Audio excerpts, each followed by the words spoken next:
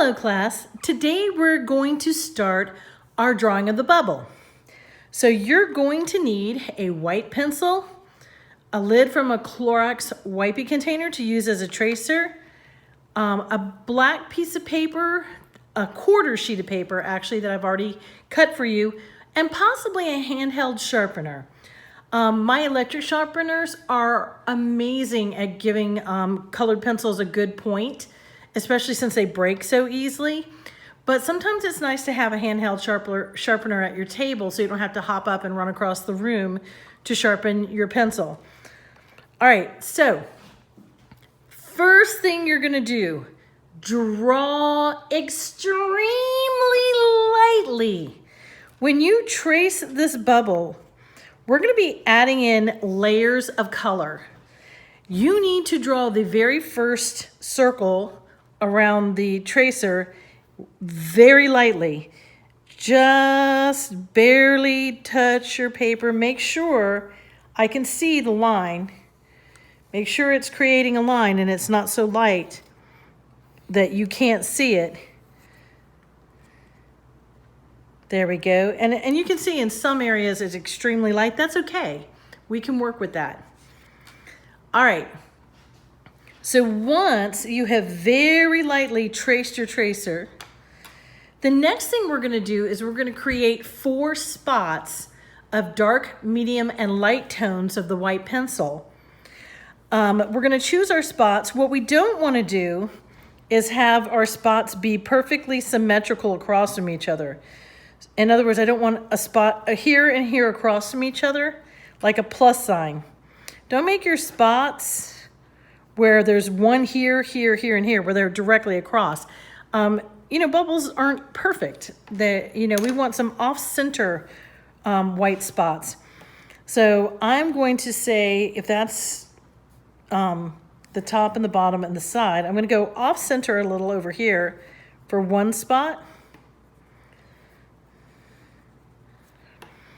For now, I'm just going to make it that wide. We'll widen it later. I'm just choosing my spots now. I'm going to go, and here is the straight across spot. So I'm going to go one on this side. And if you mess up like I did, don't worry. It'll all work out in the end. You can see I kind of went a little off there. Since this is the dividing side, I'm going to go down here. And then my last one I'm going to put in this area. So they're kind of off center. They're not perfectly symmetrical, and that's what you want.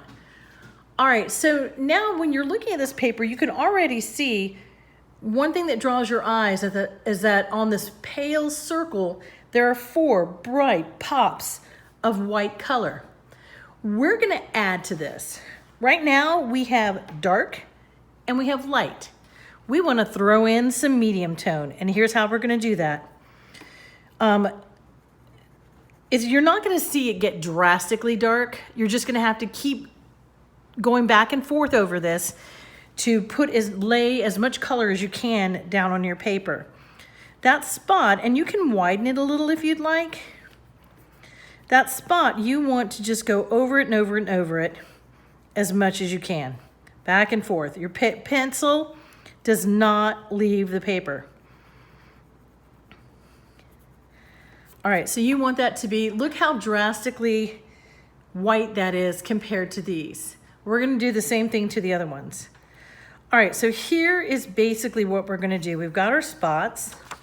I'm gonna use this to kind of give you a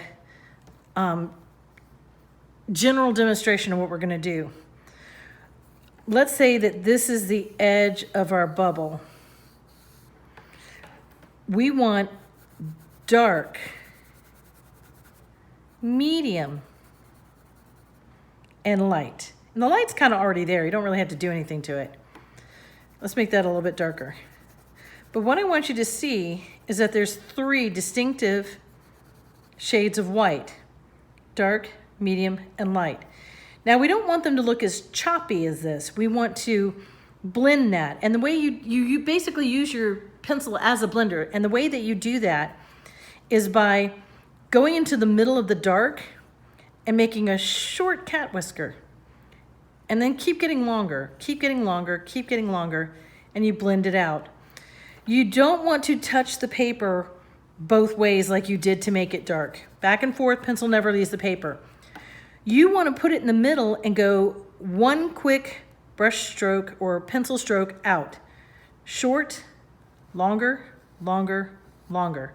You're blending that seam so you don't have this choppy where it's like, I'm going to over dramatize it, where it's like definitely dark and then definitely light. You want to blend. So make this as dark as you can. Some paper takes the color better than others. Just go over it as much as you can. Just layer it, layer it, layer it, back and forth. Pencil on the paper, don't pick it up. And then, like I said, in the middle, because that will add extra layers of bright white to your highlight section. In the middle, whisker, cat whiskers out, getting longer and longer. And then you want to do the same for the other side. In the middle, out. You can see that hardly did anything. Out further, out further, out further, out further. And by doing it over and over again, you're layering the color and you're turning this into a medium. I'm going to do some short whiskers to blend the color and darken that medium. Because I want dark, medium, and I want this to be very light on the ends. Okay, so that was just an exaggeration of what we're going to do. So now we're going to try it on the paper. Also, sometimes it's nice to have a sharpener because all that demonstrating wore down my pencil lead. Oh, this is pointy. We'll see how that holds up without breaking. All right, so I'm going in here gently because you don't want to break your pencil tip. Making sure it's a big pop of white.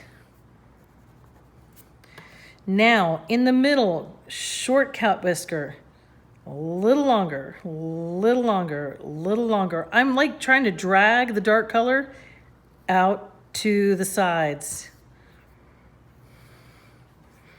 And you can see, I don't want to get too much color way out here because I want to keep that light. I'm focusing on dragging enough to make right here beside it a medium. Same thing over here. Just take your pencil, cat whisker, short cat whisker, short cat whisker, and start lengthening that cat whisker. And the way you tell when you're done is when you feel like you've got a nice smooth transition where you can see the dark, but you hardly see the transition. You see the gradient right there where it's really dark over here and then it subtly turns into light. That's how you know when you're done. And you can never have too much bright white in the middle. It always helps that stand out and pop. All right, so we're gonna move on to another spot, and I'm gonna do that by turning my paper because it's more comfortable for me to draw this direction. So I really did a messy job there on that one. Like I said, it's okay, it'll all work out in the end. I'm gonna widen that spot. And I'm just gonna spin 10, maybe 20 seconds, going over and over and over and over and over, back and forth. Pencil always touching the paper, back and forth, back and forth, back and forth, back and forth, back and forth, making that a neon white shine line. In the middle, cat whisker going out short at first, maybe a few times. Then extending on into the light to blend it. That came out quicker, I feel like, than the other one. I feel like I can really see that dark medium going into the light. So I'm going to go to the other side and same thing. Short cat whiskers to start with. And lengthen them to blend them out into the light, to the shade of light. All right, this one.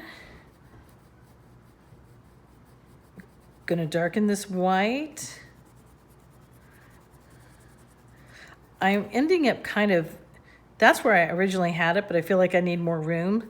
So I'm kind of relocating, if you will, my shine line, my bold highlight that bold highlight there. I'm relocating it, and then I'm gonna go from the middle, short cat whiskers to blend it out. And honestly, I feel like I've got enough light in there that was all I really had to do on this one. I kind of relocated that by darkening it in, keep my pencil touching the paper. Pencil doesn't pick up, pencil keeps touching back and forth, side to side. And then one direction, sweep, cat whisker to blend it in to the edge. All right, same thing over here. One direction, cat whisker to blend it into the edge. Short ones at first, getting longer.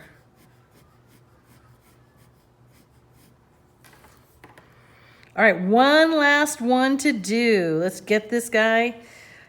He is my small, he's got a little more area, so he's a little small, and I'm gonna make him bigger. I think I make him a lot bigger than I did my other ones. They don't all have to be the same size. I feel like it looks better if they're not the same size. All right, from the middle, and for this one, because it's so long, I might go not like 2/3, not the middle, but a little over. Short cat whiskers to blend it into the edge.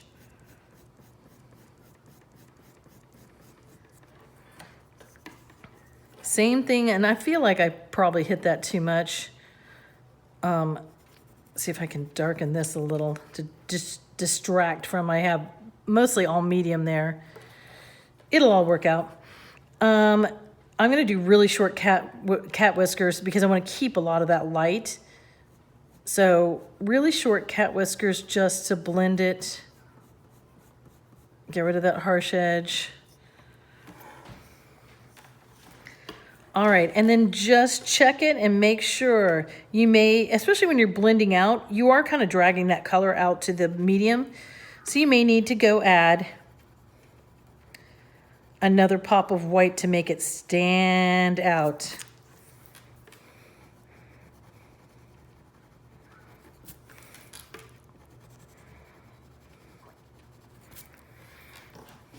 And that's all we're doing for today.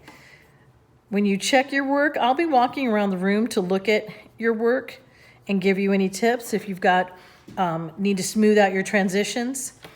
You know, a lot of times what I see when people need to smooth out their transitions is they've got that really good pop of white in there. But people get nervous about overdoing it. So then they do the cat whiskers, but they don't do it enough. And you really look like you've got dark and medium. You can see where this is more transitioned up here, particularly this side is good.